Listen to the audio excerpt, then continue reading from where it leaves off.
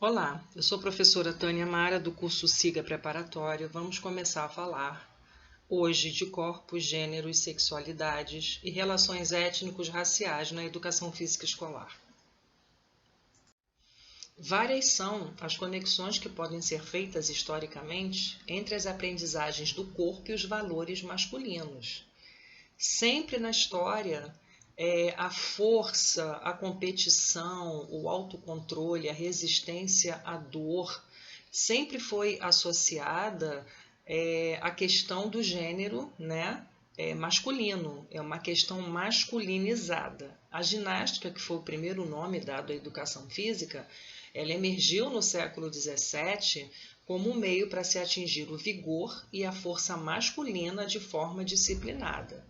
Rousseau, ele via que a ginástica, os exercícios, eles tinham uma ligação direta com a saúde. Então, ele acreditava que isso pudesse fazer as crianças se desenvolverem melhor, mas explicitamente esse olhar era voltado para os meninos.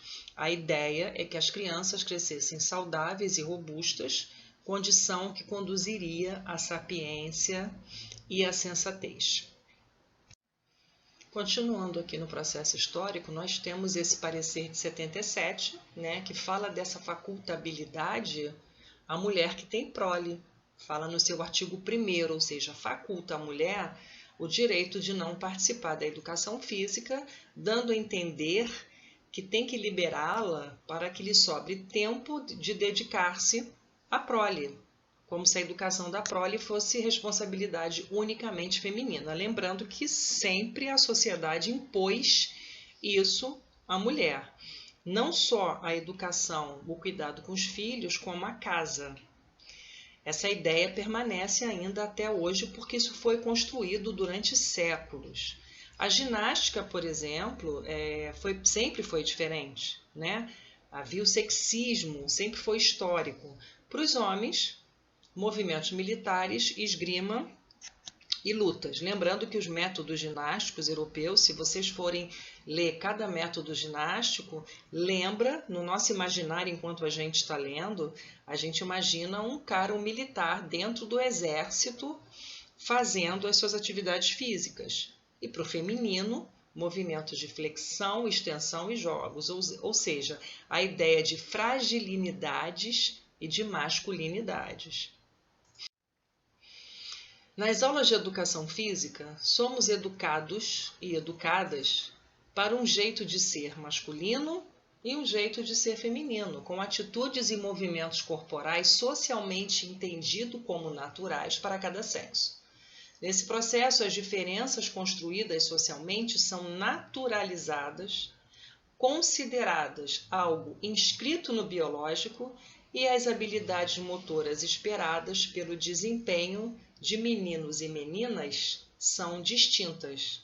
A base das aulas sexistas, a desculpa, a justificativa, a ideia que predomina durante esses anos todos, esses séculos todos, é pelas habilidades motoras, por esse desempenho visto pelas habilidades motoras. E a naturalização, né, essa escolarização dos corpos construídas ao longo de séculos que naturalizam todo esse processo. Trata-se de um disciplinamento que ocorre de forma muitas vezes sutil, contínua, mas quase sempre eficiente e duradoura, uma verdadeira escolarização dos corpos, pela exacerbação da competição e das agressões consentidas, são produzidos meninos de verdade. Por trás dessa ideia, existe a ideia de superioridade de gênero, poder de um gênero sobre o outro, inteligência, competência e liderança. Essa questão da dominância é uma questão da ideia, né? Prevalece a ideia de superioridade. Qual o gênero? Qual o sexo? Qual é a orientação sexual? Qual o gênero? Deixa eu colocar aqui. um ponteiro para vocês aqui. Qual gênero? Feminino. Qual gênero?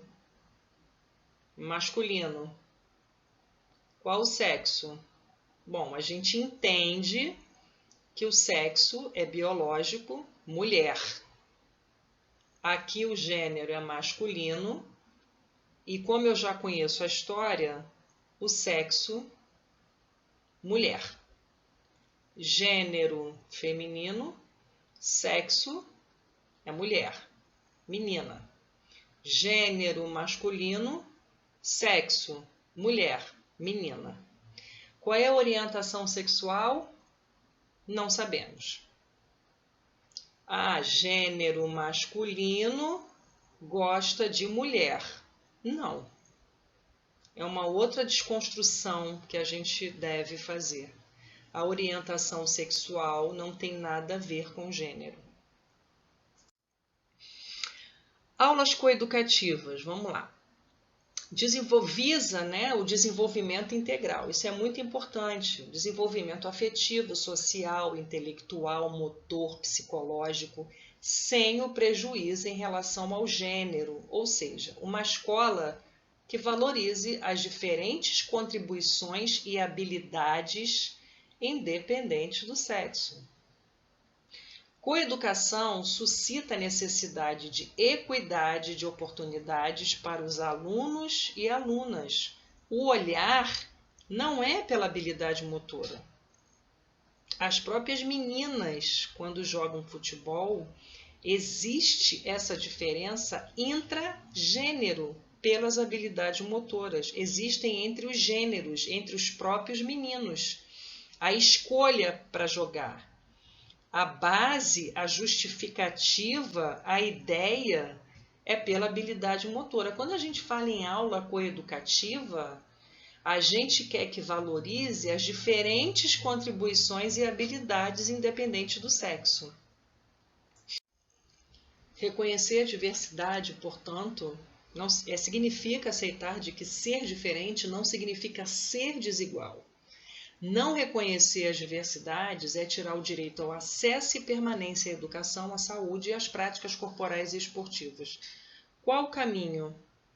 Rodas de planejamento, discussão, reflexão, crítica sobre esse processo de dominação no âmbito escolar, superar as posições de dominância, a busca permanente de consenso e de participação democrática, e o próprio professor refletir sobre a sua prática.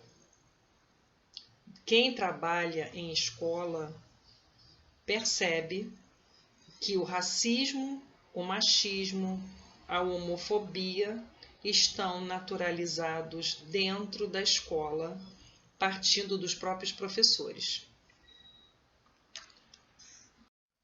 Falando de corpo e racismo e corpo e práticas corporais, permeia a mesma ideia de superioridade, de masculinidade e feminilidade. No caso do racismo, é um grupo superior do ponto de vista físico, cognitivo, moral e espiritual, ou seja, essa ideia legitimou a escravidão, a exploração e a marginalização das etnias que ao longo da história foram colonizadas. Com relação às práticas corporais esportivas, né, com relação a gênero e mídia, os atletas são percebidos como símbolos de determinação, sucesso e superação. Existe uma pedagogia que ensina valores, formas de ser e de se comportar, inclusive no que respeita às questões de gênero.